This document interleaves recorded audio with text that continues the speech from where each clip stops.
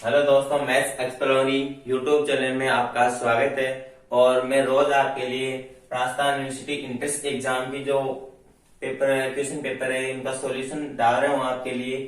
तो आप इक्वेशन देखने के लिए आप हमारे चैनल को सब्सक्राइब करो ताकि आपके लिए ये क्वेश्चन और इम्पोर्टेंट रहे और आप इसको देख के आसानी से हर अपडेट पाने के लिए यूजी और पीजी से यूनिवर्सिटी और राजस्थान यूनिवर्सिटी की हर अपडेट पाने के लिए आप हमारे चैनल पर जुड़े रहे। तो हम बात करते हैं क्वेश्चन नंबर 5 की, जो आर्य इंट्रेंस एग्जाम 2014 के अंदर पूछा गया था।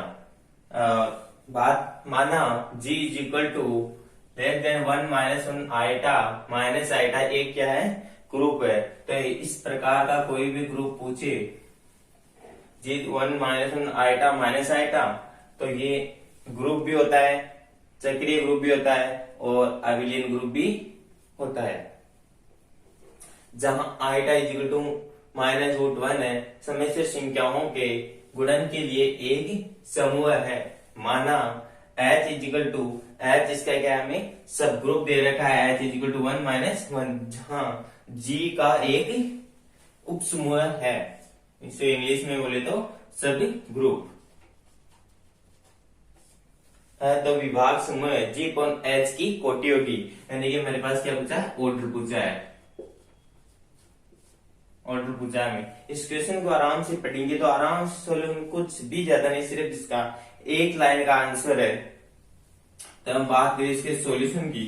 सॉल्यूशन को आराम से देखिए, इस प्रकार का ग्रुप अगर पूछे 1 - 1 आइटा और माइनस आइटा, तो वो चक्रीय ग्रुप भी होगा, अभिलेन ग्रुप भी होगा और ग्रुप भी होगा। हर प्रॉपर्टी सेटिस्फाई करता है।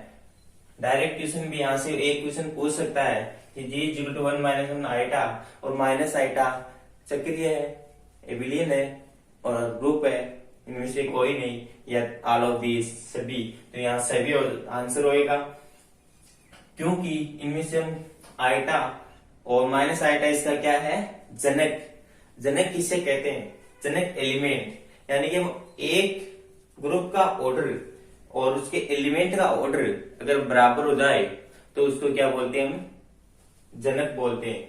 और इस आइटा या माइनस आइटा को से अगर ग्रुप के पूरे एलिमेंट अगर इंटीजर नंबर के पावर के रूप में हम दर्शा दे तो वो क्या बन जाता है, हमारे पास चक्रीय ग्रुप बन जाता है। ये इसकी डेफिनेशन हुई चक्रीय ग्रुप की। अब बात करते हैं यहाँ इस क्वेश्चन की, तो जी अपॉन एच की कोटि होगी, यानी कि में पूछा गया ऑर्डर जी अपॉन एच। तो जो इसका सूत्र होगा वो ऑर्डर अपॉन ऑर्डर जी अपॉन ऑर्डर एच। ये ऑर्डर को दर्शा रहा है वो यहाँ पे। तो ग्रुप का ऑर्डर कितना है, ग्रुप का ऑर्डर कैसे देखते हैं, इसके जितने भी एलिमेंट होते हैं ग्रुप में वही क्या होता है, ग्रुप का ऑर्डर कहलाता है। ग्रुप का ऑर्डर है 4।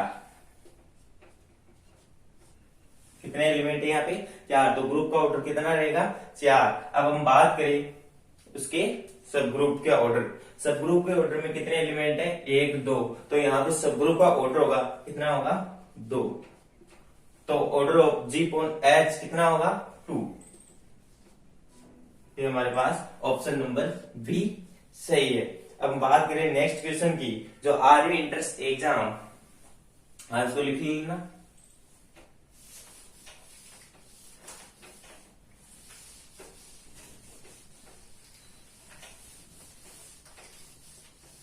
अब हम बात करें क्वेश्चन नंबर 2 की, जो आर्य इंट्रेंस एग्जाम 2014 से differential equation the partial differential equation of the equation z is equal to x plus A dot Y plus B कोष्टक में। इसका जो ऑप्शन दे रखा है z is equal to P plus Q, यानी कि dx upon dz upon dx dot dy upon dz upon dy का मान हमें दे रखा है इनमें शॉर्ट रूप में। तो इसके बात करें हम इसके सॉल्यूशन की, तो सबसे पहले हमें दे रखा z is equal to x plus A dot Y plus B. समीकरण नंबर नाम दे देते हम इसका 1। अब इसका क्या करेंगे, पार्शियल डिफरेंशियल इक्वेशन करेंगे। समीकरण 1 का क्या करेंगे, x के सापेक्ष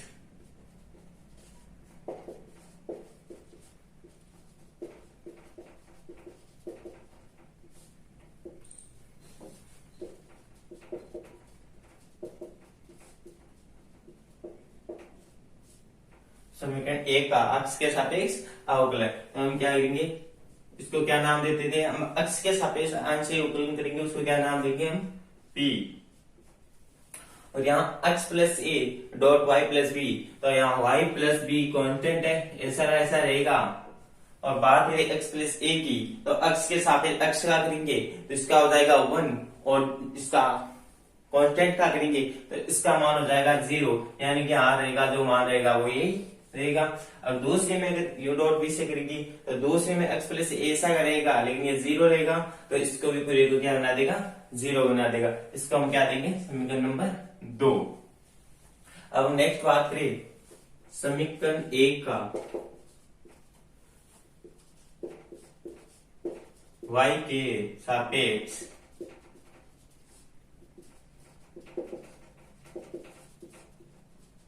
आंशिक अवकल।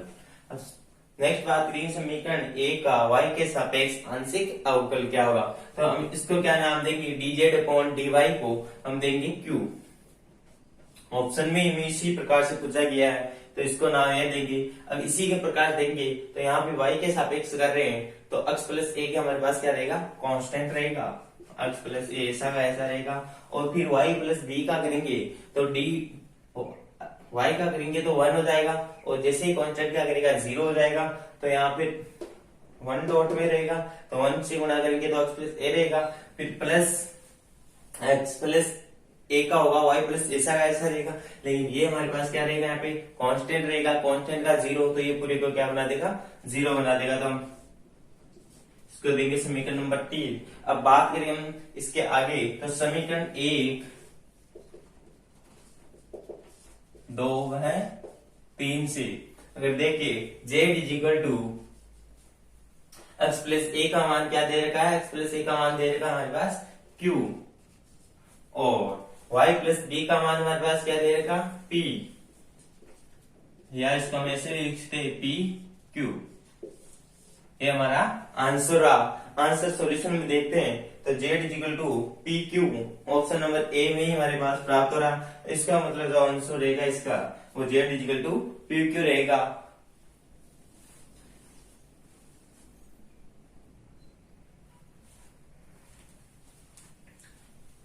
अब बात करें क्वेश्चन नंबर 10 की, यूलेट यानी कि मान याद कीजिए। यूलेट का जो इंडिया अर्थ होता है वो मान याद कीजिए।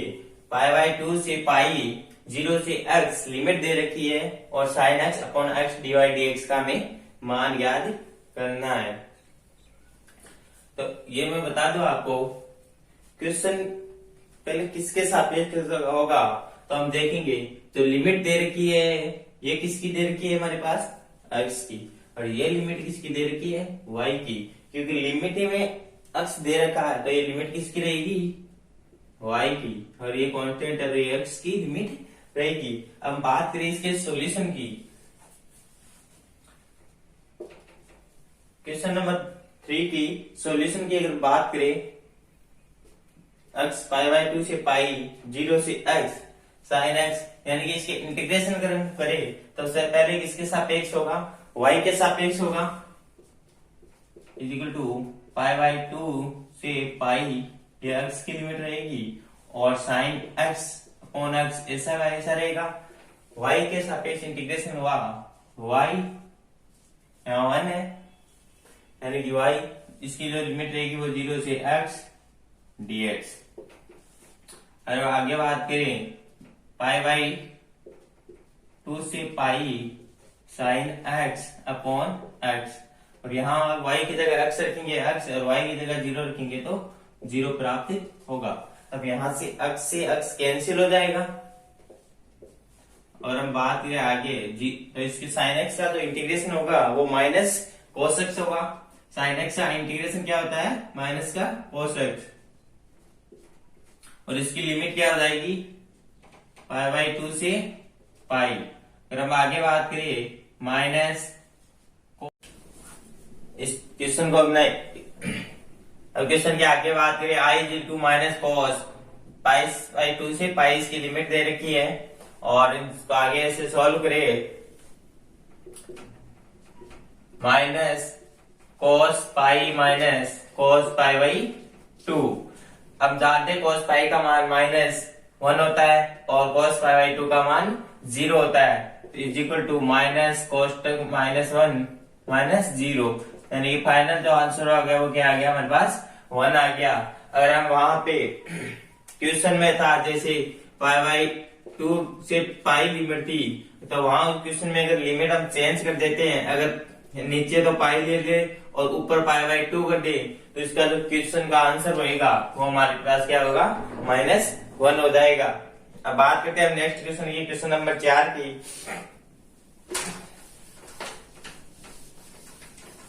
क्वेश्चन नंबर 4 की बात करें, the value of the double integration area x square plus a square dA where a is rectangle dA is equal to dx dy, जहां x की लिमिट दे रखी है हमें 2 से 4 और y की लिमिट दे रखी है 0 से 1। अब इस क्वेश्चन नंबर 4 के सॉल्यूशन की बात करें तो हम दे रखे पहले हम x की लिमिट दे रखी है 2 से 4, y की लिमिट दे रखी है 1 से 0 से 1।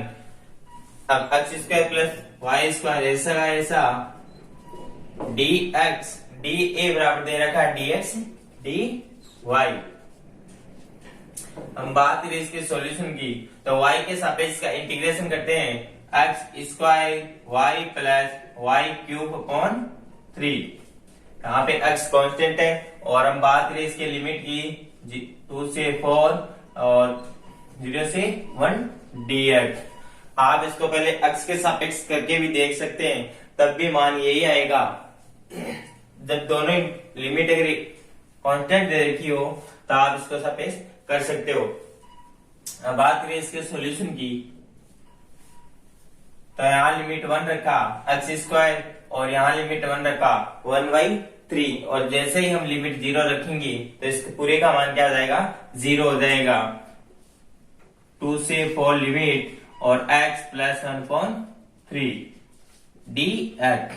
अब इसके सॉल्यूशन की अगर आगे बात करें तो 2 से 4 लिमिट दे रखी है और dx का इंटीग्रेशन करके x का integration x square upon 2 plus 1/3 का इंटीग्रेशन अपॉन 3 x, लिमिट रहेगी 2 से 4। अब जैसे ही हम इसमें लिमिट का मान रखेंगे x स्क्वायर दे रखा, सॉरी यहाँ पे ये x क्यूब अपॉन 3 होगा, ठीक है, x स्क्वायर दे रखा था यहाँ पे x क्यूब। यहाँ जैसे 4 का मान यहाँ रखेंगे तो इसका मान कितना हो जाएगा 64/3 प्लस x का मान 4 रखेंगे 4/3 माइनस 2 का मान x से जगह रखेंगे तो 2 का क्यूब 8/3 प्लस 2/3। अब इनका योग 64 और 4 कितने हैं 68/3 माइनस 10/3 इज इक्वल टू 58/3। हमारे पास क्या रहा आंसर है। ऑप्शन नंबर बी हमारे पास क्या है यहाँ पे करेक्ट है 58/3, ये हमारे पास आंसर है। अब बात करें हम नेक्स्ट क्वेश्चन की।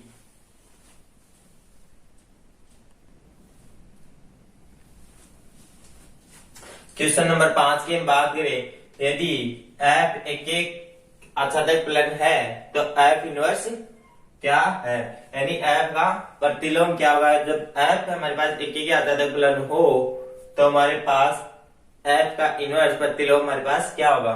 तो इसका ध्यान रखिए, यदि f एक फलन है, यदि f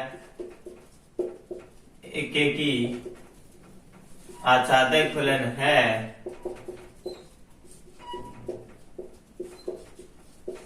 तो f इनवर्स b एक आच्छादक फलन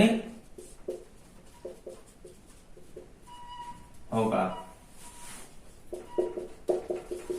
हमारे पास ऑप्शन नंबर सी करेक्ट होगा। और ये कैसे लिखी सीरीज कमेंट बॉक्स में बताना, और ऐसे क्वेश्चन पाने के लिए हमारे चैनल को सब्सक्राइब करें और शेयर कीजिए वीडियो ताकि अपने फ्रेंड्स को फायदा हो सके।